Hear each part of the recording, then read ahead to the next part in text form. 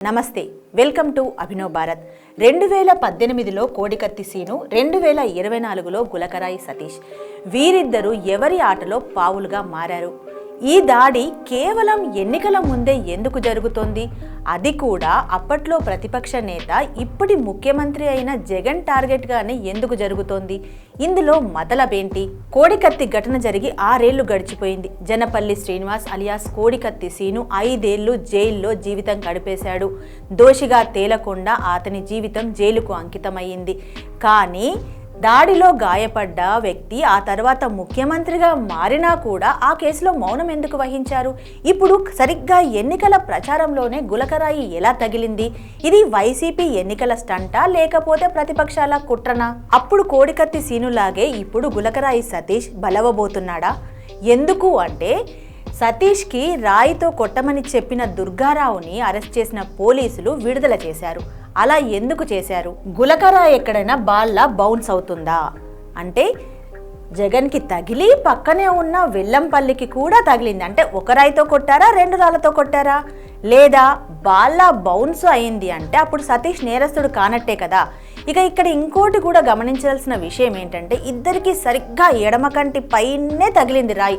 అంటే సతీష్ ఏమైనా షార్ప్ షూటరా? ఇలా ఎన్నో అనుమానాలు ప్రతిపక్షాలు ఆరోపిస్తున్నట్టుగా ఇది కనుక జగన్ ఎన్నికల స్టంటే అయితే సతీష్ ఇప్పట్లో బయటికి రాడు. ఒకవేళ నిజంగానే దాడి చేసినట్లయితే జగన్ అంత సులభంగా వదిలిపెట్టడు. వాళ్ళు నిజంగానే దాడి చేసినా, ఎవరైనా మభ్యపెడితే దాడి చేసినా, లేదంటే దేనికో ఆశపడి దాడి చేసినా కూడా ఇక జీవితం అంతా జైలుకే అంకితం కాక తప్పదు. అయితే ఈ రాజకీయాలను కాస్త పక్కన పెట్టినట్లయితే సతీష్ తల్లి మాటలు ఒక్కసారి వింటే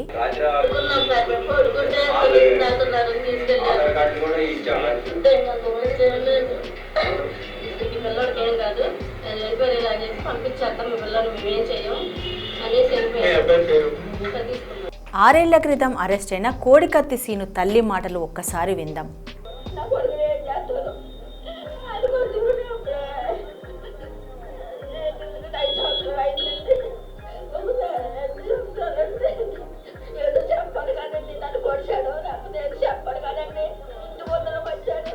ఈ తల్లుల ఆవేదనకు, కడుపు కోతకు ఎవరు సమాధానం చెబుతారు?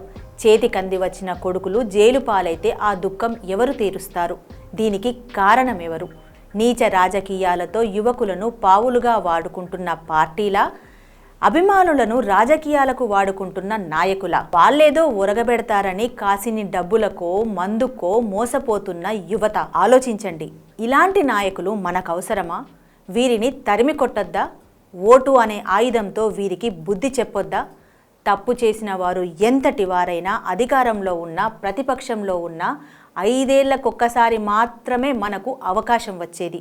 విచక్షణతో ఆలోచించండి, ఓటు వేయండి. నాయకులారా, మీ పనితనం మీ అధినాయకులకు తెలియజేయాలనుకుంటున్నారు. ప్రజలారా, మీ సమస్యలను మీ నాయకులకు తెలియజేయాలనుకుంటున్నారు. ప్రజా సమస్యల పరిష్కార వేదిక మీ అభినవ్ భారత్.